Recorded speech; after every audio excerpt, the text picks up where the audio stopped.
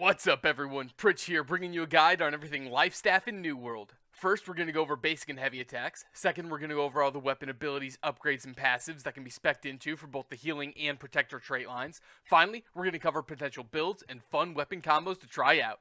Let's go!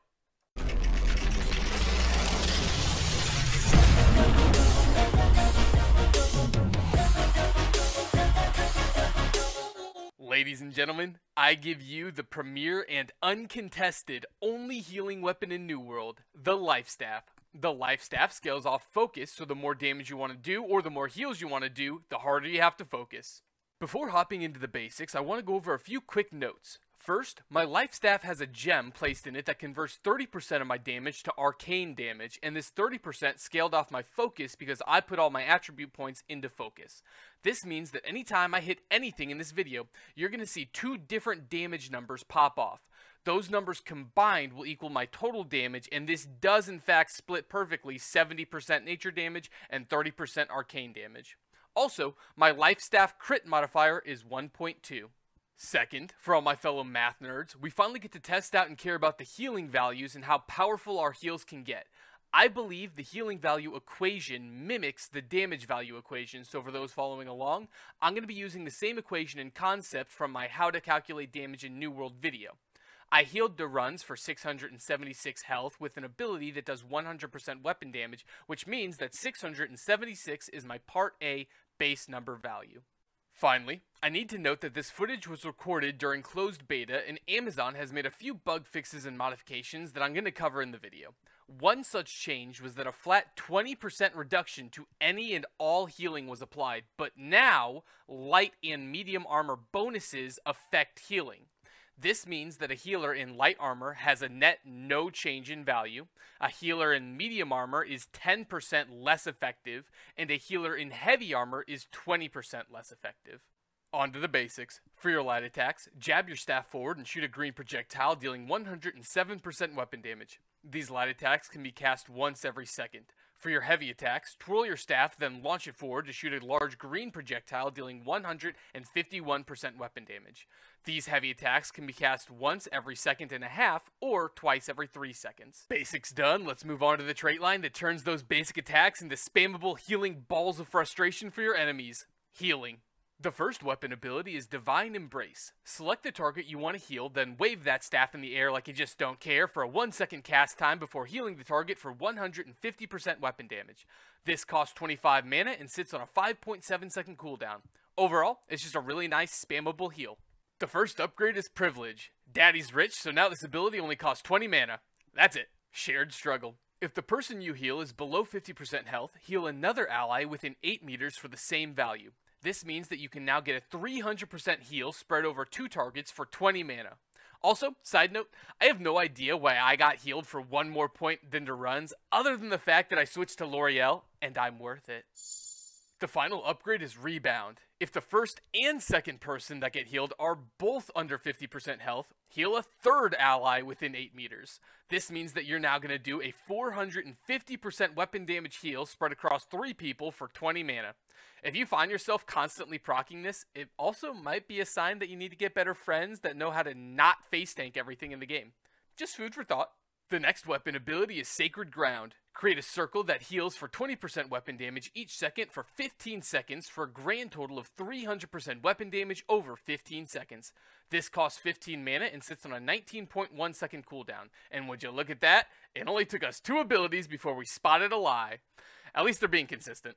So everything about this ability worked as stated, except for whatever reason, it only heals during the first 13 seconds and not the final 2 seconds, which means that in reality, you're only getting a 260% heal over 13 seconds.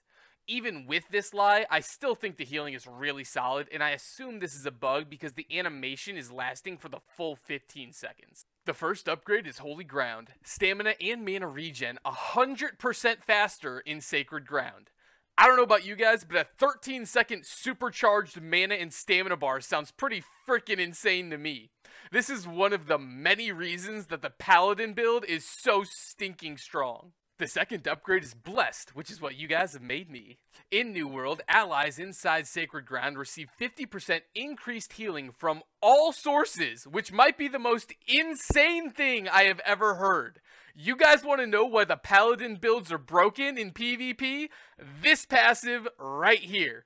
An ability that's supposed to last for 15 seconds and have a 19-second cooldown means it's supposed to be only on a 4-second downtime, and that doesn't even consider any cooldown reduction, so you already know this is basically going to be permanently up. I mean, this is insanely strong. Oh my gosh. The final ability is Splash of Light. Slap your hands together and heal yourself and any party members within 100 meters for 50% weapon damage. With a full party, this means that you can do 250% weapon damage heal across 5 people, and this only costs 15 mana while sitting on a 14.4 second cooldown. I actually think this ability is really balanced, and that's going to be its downfall because most of the other abilities are just crazy strong and busted, which kind of leaves this guy in the dust. The first upgrade is Shared Recovery. Healing someone under 50% health gives you 3% of your mana back. This means that if you and 4 of your Marauder friends found a way to all get under 50% health while fighting a turkey, you could gain 15% of your max mana back, which would completely get back the 15 mana that this ability costs, and then some. The final upgrade is Purify. Splash of Light removes a condition. Yay! Again, this actually seems really balanced to me, it's just that most of the other abilities are just busted. Little note here, you always remove whatever debuff is last on your ally's bar, which is usually status effect debuffs like Slow, Stun, and Root. Abilities done, let's move on to the passives. First up, Absolved. Your light and heavy attacks don't cost any mana. You can literally spam these suckers without a care in the world. Don't worry though, I'm sure they won't give these attacks crazy strong passives that are going to supercharge them and make them extremely busted. Mending Touch. Heavy attacks remove a debuff when passing through an ally. Well, that didn't take long. This will remove whichever debuff is on the outside of the debuff line. This will also cleanse allies if you shoot at their feet, which is much more reliable for Condi cleansing. Now, at the time of recording this footage, this passive was bugged, and when shot at an ally's feet, it would Condi cleanse any ally close to the impact of any and all conditions on them. As you can imagine, this was absolutely game-changing and broken and has thankfully been removed. Blissful Touch. Light attacks heal for 20% weapon damage on pass-through or when you aim at their feet. Yeah, being able to spam a 20% heal once a second at no mana cost seems totally fine. I can't possibly see anything overpowered that could come from that. Little note here, when your projectile hits something, it makes a little green circle, and I tested to see if anyone in the green circle would get healed, but it looks like only people close to the impact site of your projectile will get healed. Also, if you hug your friend and shoot through them, you will also receive a heal. Desperate Speed. When you heal someone under 50% health, get a 10% cooldown reduction, which has an internal cooldown of 5 seconds. Here comes the cooldown reduction, everybody. Revitalize. Light attacks reduce your cooldowns by 5%. So now, the thing that you spam once a second costs nothing, heals, and gives cooldown reduction. What? For context, in 5 seconds, you can gain a 25% cooldown reduction on everything, which is just nuts by itself. And then on top of that, you're also going to do a 100% heal and or 535% weapon damage, and it won't cost any mana. That is freaking nuts. This cooldown reduction will only proc when you hit an enemy, not an ally in passing through. Enchanted Justice. When you get hit, gain a 4-meter healing aura that heals for 10% weapon damage each second for 6 seconds and has a 2-minute internal cooldown. This doesn't seem to have any animation, and also, this comes right after Revitalize, which is basically like offering me a single Tootsie Roll when my other option is a chocolate fountain. Thank you, but I'ma go swimming. Intensify. Heavy attacks aren't busted enough yet, so now, every time you hit a heavy, gain a 10% healing buff that lasts for 10 seconds, and this can stack up to 3 times for a 30% healing bonus, which you can reach in 4.5 seconds. And to top it off, when you hit another heavy attack, it resets the entire stack back to 10 seconds. TLDR, your light and heavy attacks are absolutely insane, and you should spam them constantly. Get to 3 stacks of this passive, then just hit 1 heavy every 10 seconds, and you're golden. Sacred Protection. This used to give everyone in your party 10% additional health, but then Amazon realized how incredibly strong this was, and so they replaced it with a 5% increase to all incoming healing for all party members. This was a very good change in my opinion, because 10% additional health on a tank and heavy armor is busted. Finally, we have the Healing Elite, Divine Blessing. Any ally below 50% health that you heal will receive 30% increased healing. Basically, whenever anyone starts to get low, you're going to supercharge and do insane healing numbers on them. And that's going to round out the healing tree. To recap, shocker, all your abilities do solid healing. Your light and heavy attacks are more powerful than Goku after 3 episodes of charging. Your light and heavy attacks also cost no mana. And your elite is a fat 30% boost to anyone under 50% health. Alright everybody, mid-round break, and I am recording this the day before New World launches, and I am so excited to get out there in a tournament and just start having fun and playing the game that we're loving here. If you guys are enjoying me, enjoying my style, enjoying my content, and you want to give back in a free way, you can hit the sub button, you can hit the like button, you can comment down below. All of those are free ways that you can help out the channel and help it grow, and it doesn't really cost you anything. Alright. I love you guys. I appreciate you guys. Let's move on to the Protector tree. Next up is the trait line that's all about buffing allies. Protector. The first weapon ability is Orb of Protection. Shoot out a quick projectile that deals 146% weapon damage to enemies, or gives a 10% fortify that lasts for 20 seconds, and give a 10% weapon damage heal to an ally. Fortify reduces incoming damage, and this costs 16 mana and has a 9.6 second cooldown. This used to give a 15% Fortify until Amazon realized how insane a 15% Fortify with permanent uptime can be, so just note that it got changed to 10%. Note that the Fortify will remain on an ally for 20 seconds, which is more than double your cooldown, which is absurd. I learned this from my boy Bear Dog, but Orb of Protection can also animation cancel your light or heavy attacks, which will cause your light or heavy attack to be cast at the same time as the orb for essentially double damage and effects, which is awesome. I don't have any footage of this myself, but I'll link his video in my description. The first upgrade is Protector's Blessing. Orb of Protection now gives recovery to allies hit for 10 seconds. Recovery will heal the target for 7.5% weapon damage each second. This basically is health regen, and it feels really great on top of an insane fortify, because now allies are going to get some decent heal value from it, since it totals 75% weapon damage over 10 seconds. Also, side note here, I've never seen anyone try to spell protection with a J before. Interesting move, Amazon.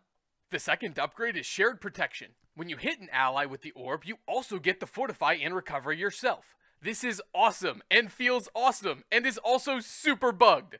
The ability works normally for your ally, but for the healer that cast it, your timers all get reset to their maximum value every single time a recovery heal goes off on your ally.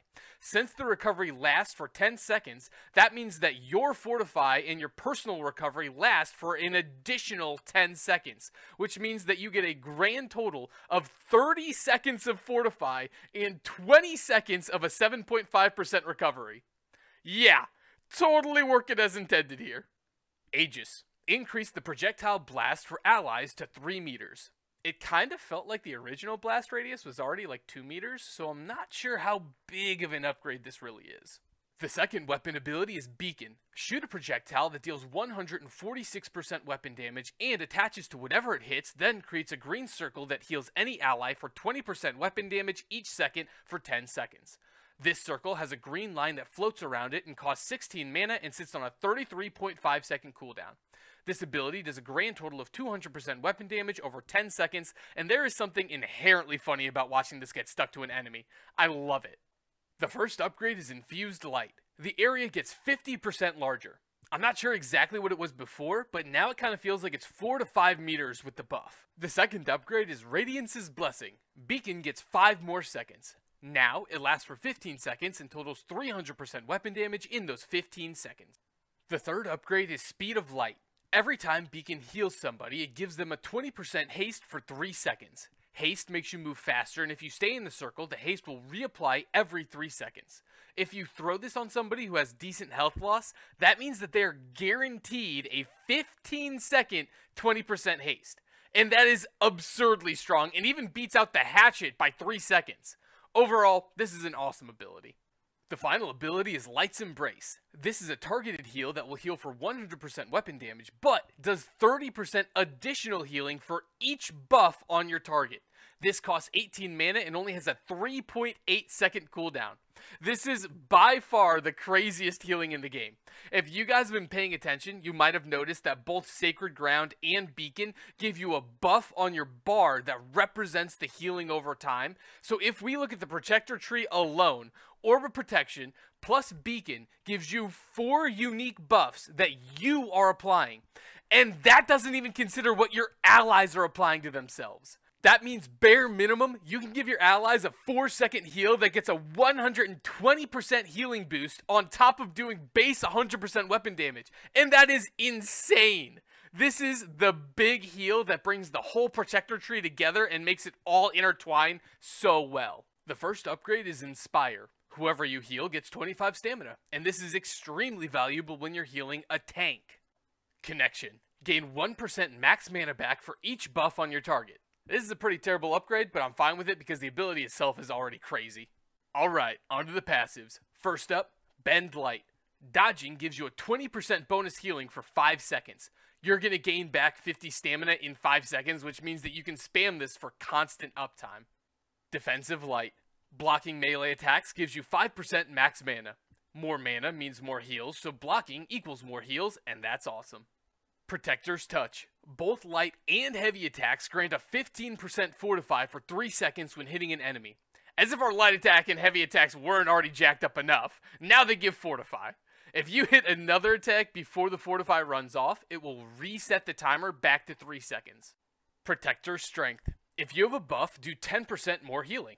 Orb of Protection all but guarantees that you're going to have a buff on you for 100% uptime, so enjoy your free 10% boost to all healing you do. Also, I have no other perks that would augment my heal numbers, which means that I don't think I'm getting a 10% healing boost. I think I'm getting a 20% boost to healing.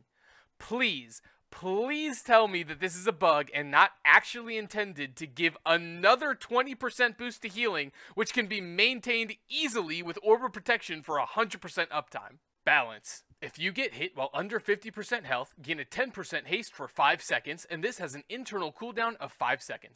Glowing Focus. Buffs you give last 20% longer.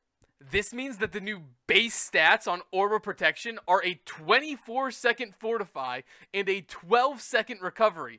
And remember, if the bug still exists, then for you, your timer doesn't even start ticking down on your own buffs until those 12 seconds of recovery go away from your ally for absolutely absurd uptime. It's like 36 seconds on fortify and 24 seconds of recovery. Spirits United. You and your allies get a 3% mana regen increase. I'll be honest, this seems way too low to be noticeable in any way, so I'm really not putting too much value into this one. Finally, we have the Protector Elite Magnify, which is the third upgrade on Light's Embrace. Every time you heal a target with Light's Embrace, which is the spammable 4-second heal with crazy high numbers on targets with lots of buffs, go ahead and extend all those life staff buffs on them by 2 seconds.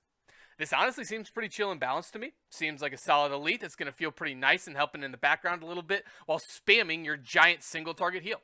That's going to finish the Protector trait line. To recap, you can give and maintain a ridiculous amount of fortify and regen. Dodges and buffs increase your healing. All buffs last longer. And your elite increases life staff buffs by 2 seconds on every cast of Light's Embrace.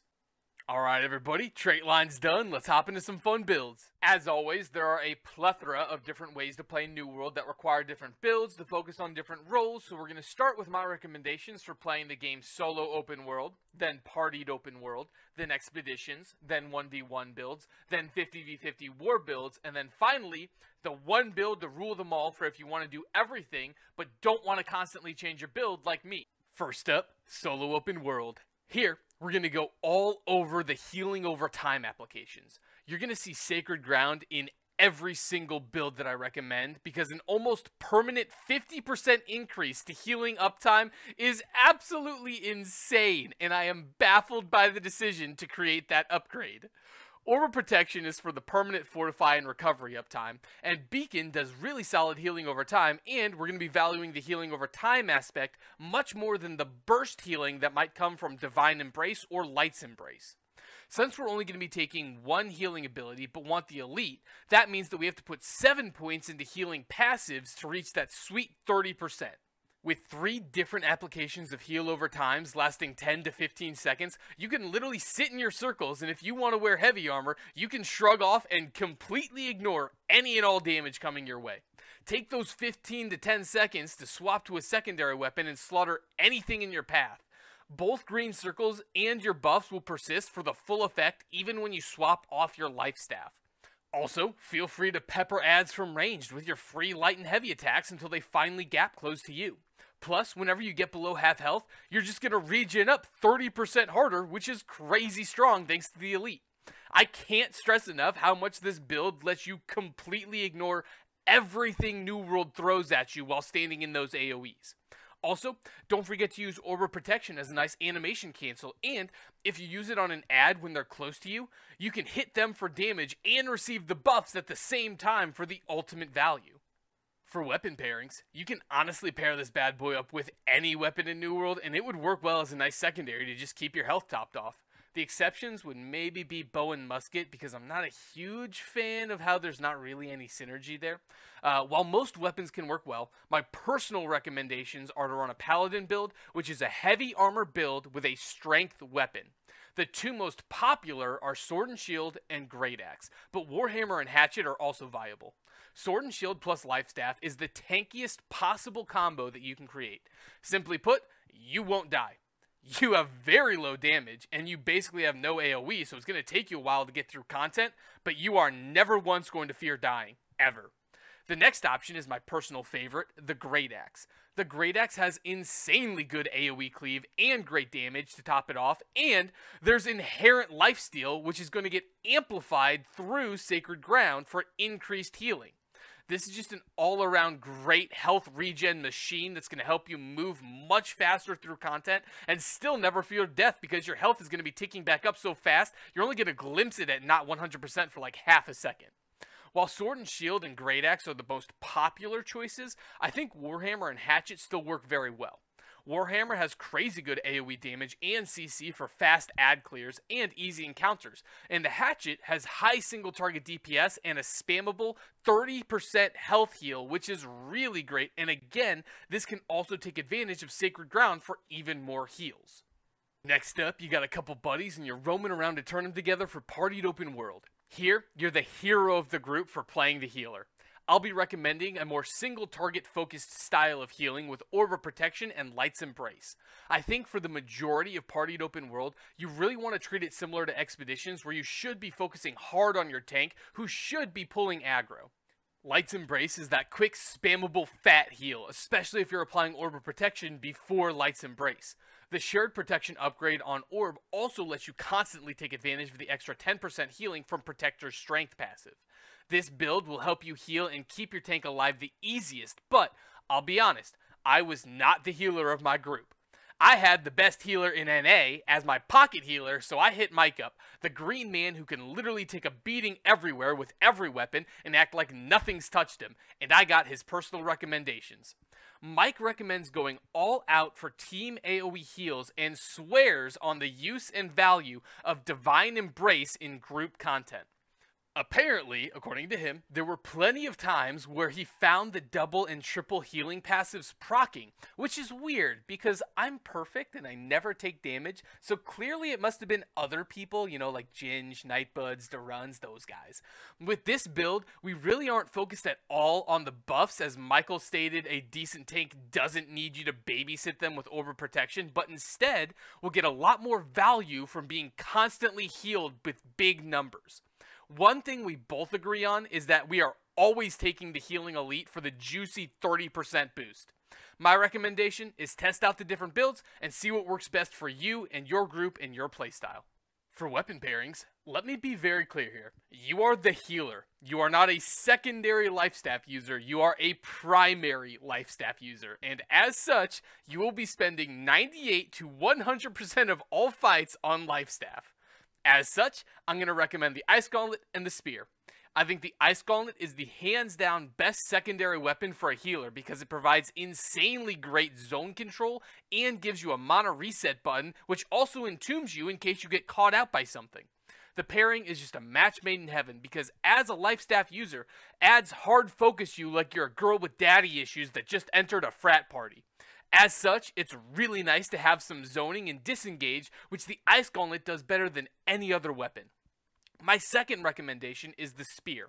Like I said before, ads will hard focus you, and it's nice to have some quick disengage CC options in case you get overwhelmed, and there's no other weapon that provides a faster CC combo than the Spear. Put mobs on the ground, then kite back while they're getting up. Also, use that time to tell your tank to do something with his life and taunt the mobs.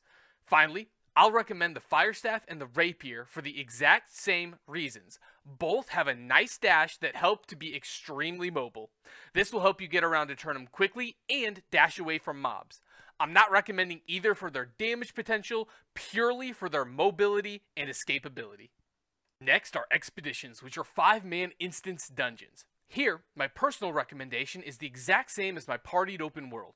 I think you have an even bigger emphasis on healing and focusing your tank, and a decent tank is going to have a few buffs that they place on themselves, which means that you can heal them for crazy high values very, very quickly. Now again, that's my personal recommendation, but I have zero experience healing in an expedition, and the Green Expert recommended his same partied open world build. Jinja was normally my tank and I was DPS, and we both agreed that Mike was hands down the best healer that we had in any expedition run by a long shot. So I'm not sure if my build would work better or if his build would work better, but I think that both can be played well and can achieve great results as long as you play to their styles. So it's going to be a little on preference. Also, Mike's the best healer in NA, so results may vary. For weapon pairings, you're allowed to bring an Ice Gauntlet or a Spear. Ice Shower and Entomb on Ice Gauntlet are just insanely valuable as kiting tools and mana resets for more heals, and I just cannot stress enough how strong this combo is as a helpful resource during the 2% of the time where you're allowed to not be on Life Staff. On top of Entomb, it also has Frost Field mechanics on Pylon that's going to really help you gain mana back fast by spamming basic attacks in the Frost area. The Spear still provides that same quick CC option to help you disengage, but in Expeditions, it also has a secondary value in applying the only 30% Rend in New World.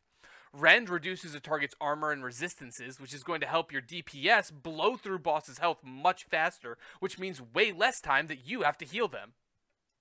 PvE done, let's move on to PvP and start with our 1v1 build. This might shock you, but the Life Staff isn't supposed to be good or super strong in 1v1s. However, with the massive healing over time application and how much damage heavy armor mitigates, Paladin builds are extremely strong in protracted fights. This is the same build as solo open world, and it functions the exact same way.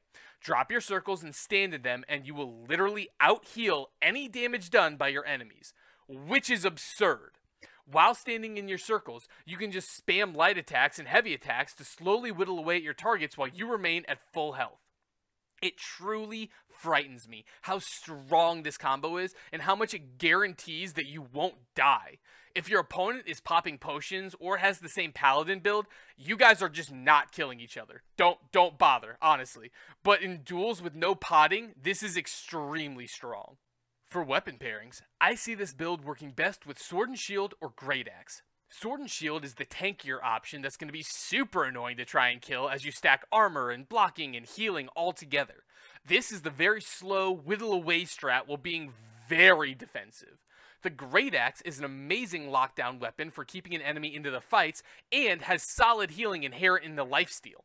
This will end fights way faster and do way more damage with higher stick potential, but you're going to be a little less tanky and you can die faster.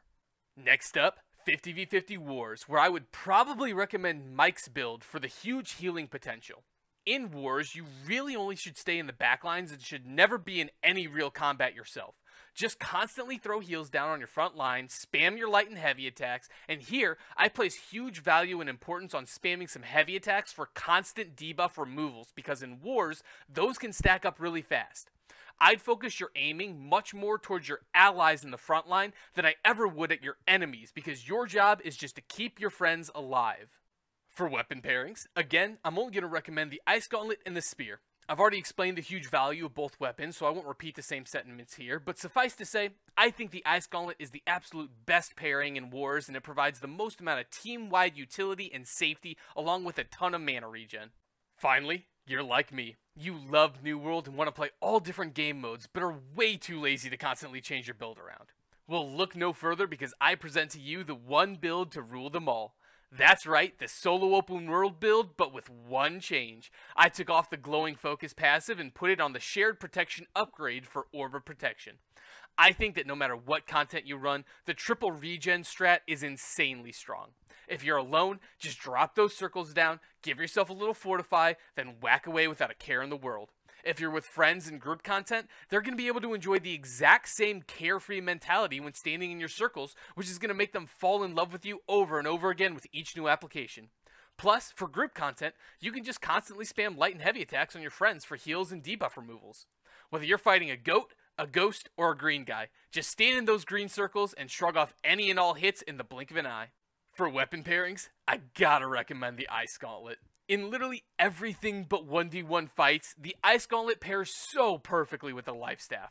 It can provide an Ice Shower to stop enemy movements, Entomb to give damage immunity and reset your mana bar, and either a Pylon Friend to take aggro and provide a Frost Field to help you regen mana, or an Ice Storm to slow your enemies even more. The Life Staff wants a pairing that can help mana regen and can help zone control adds, and that's literally the definition of the Ice Gauntlet. My only exception is 1v1 fights, where I'd recommend putting on heavy armor and a sword and shield or great axe. It will be laughable how little damage you wind up taking when you win any and all wars of attrition. No matter what content you run, at the end of the day, if you mash those heals, you're going to be the MVP of the group because you managed to keep everyone alive, even Jerry. Alright everybody, Life Staff done. Huge shout out to Druns, to Nightbuds, to Wizard. Thank you boys so much for helping me out with the video and for testing. For everybody else that's watching, hope you guys go out there and practice a lot because Lord knows if you meet me out in the open world, I'm going to need you to be on top of your game to keep this Great Axe Hatchet guy alive. I love you guys, I appreciate you guys, and I'll catch you in the next one. See ya.